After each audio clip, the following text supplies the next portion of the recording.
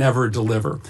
So I'm just going to give you my three questions and hope that you'll answer them, because I do think we want to try to understand how to judge the efficacy of this as time goes on, because I worry you won't be back before this committee anytime soon, and to understand whether this is just facilitating corruption, both in Venezuela and here at home. So here are my three questions.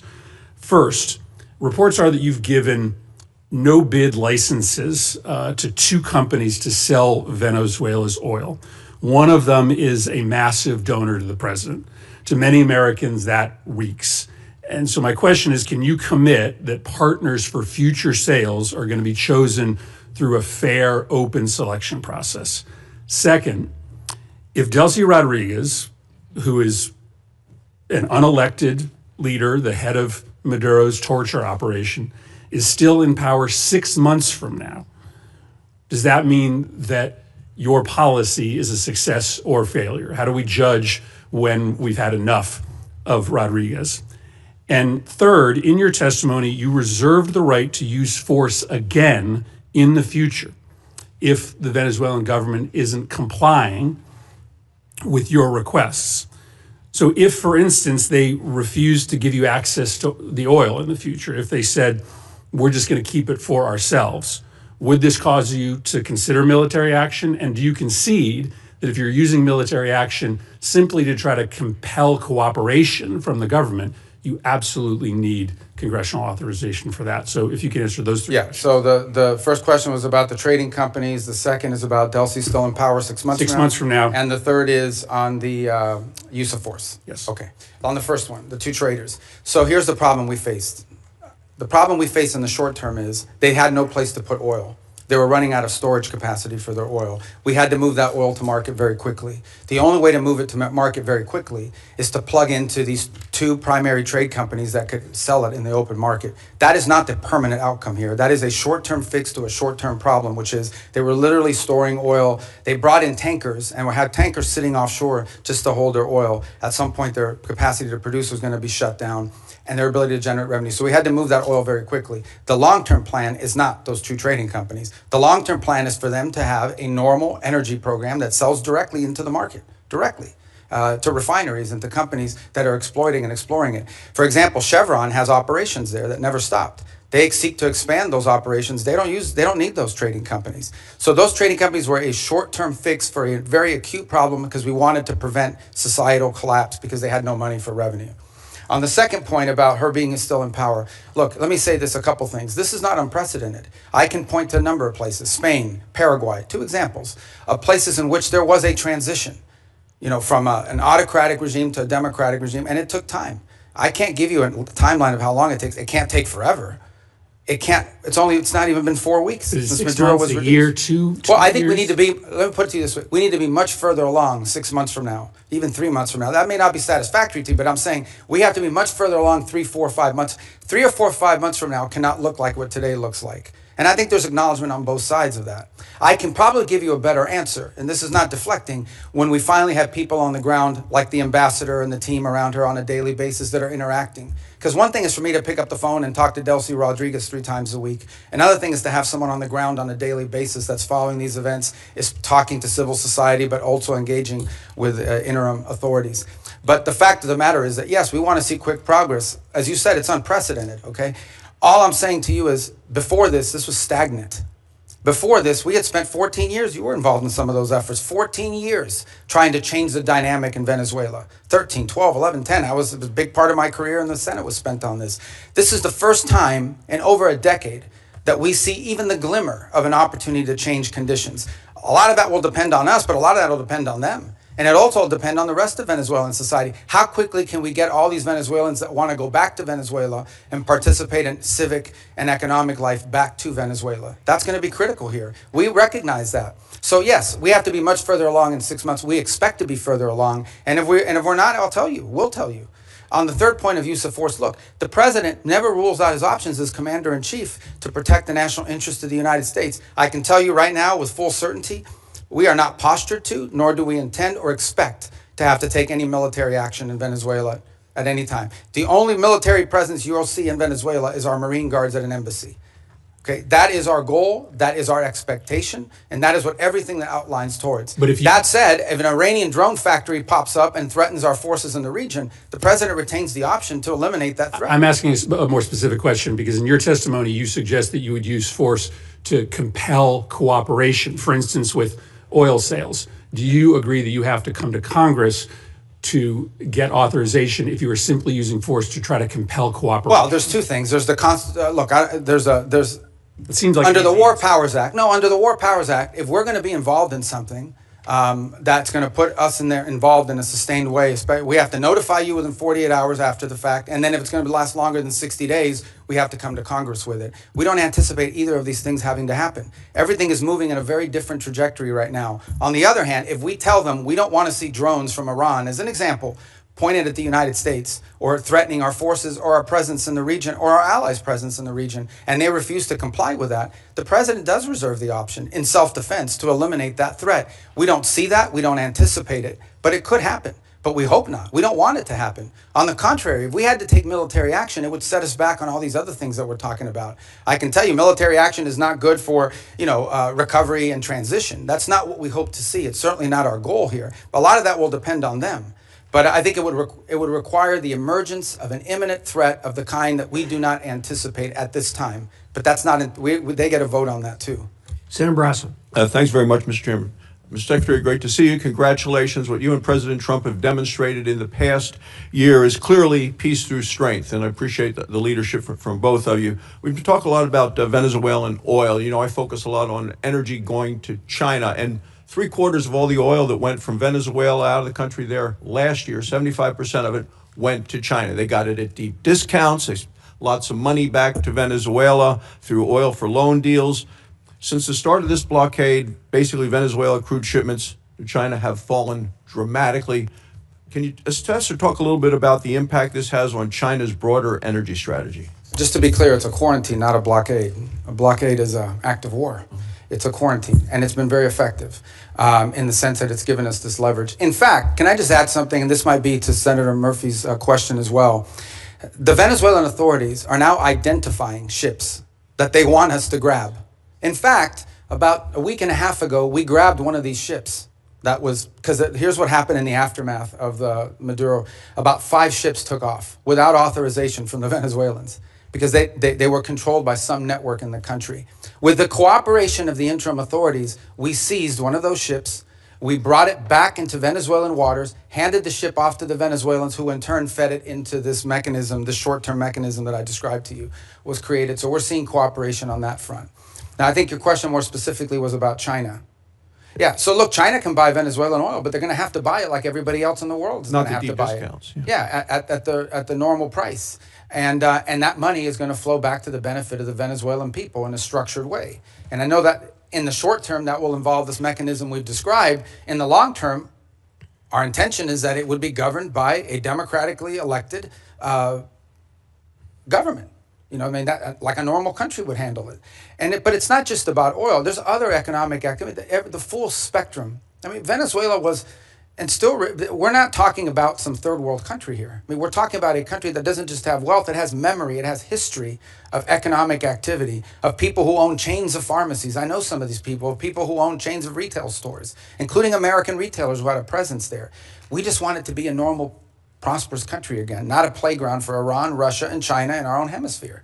And we're going to try to help them get that because we think it serves our national interest.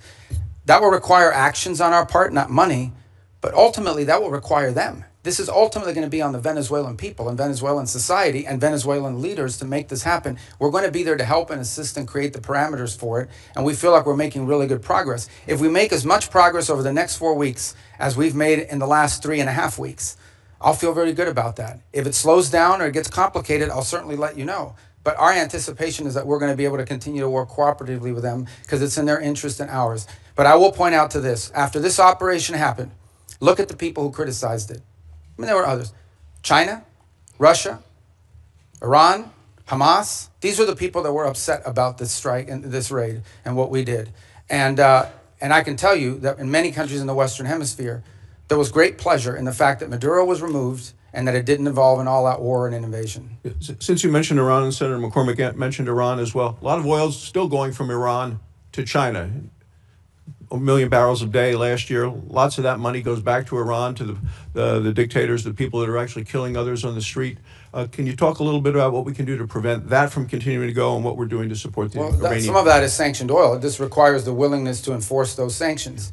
And obviously that comes with a cost-benefit analysis. The Iranians are also capable of seizing ships and doing that in retribution. But that's certainly something that will be under consideration, and others have done that in the past. And we have seized, for example, weapons shipments in the past that involve Iranian, and in fact, some of the ships, remember, all of these ships that we're seizing with the oil are with court orders.